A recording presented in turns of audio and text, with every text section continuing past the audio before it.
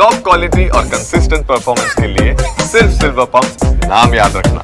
તો રાજ્યમાં વિદ્યાર્થીઓના હાથ પર કાપા મૂકવાની વધી રહેલી ઘટનાઓ સમાજ માટે ચિંતા અને સરકાર માટે સંજ્ઞાન સમાન સાબિત થઈ રહી છે। ત્યારે સૌરાષ્ટ્ર યુનિવર્સિટીના મનોવિજ્ઞાન ભવનના પ્રોફેસર ડોક્ટર યોગેશ જોગસણે સમાજ સામે લાલબત્તી ધરી છે। પ્રોફેસરનો દાવો છે કે હાથ પર કાપા મૂકવાની વધી રહેલી ઘટના પાછળ વાલીઓ જવાબદાર છે। સાથે જ ઓનલાઈન ગેમિંગ પણ એક મોટું પરિબળ છે। તેઓએ વાલીઓને બાળકોના મોબાઈલની હિસ્ટ્રી તપાસવાની પણ સલાહ આપી।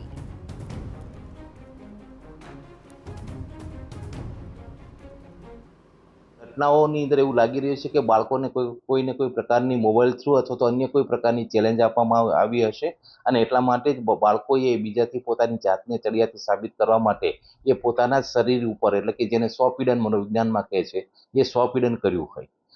આ પ્રકારની ઘટનાઓ ન બને અથવા તો બાળકોની અંદર જે મોબાઈલનું વળગણ છે એ ઓછી થાય એ માટેના સધિયારા પ્રયત્ન કરવા જોઈએ।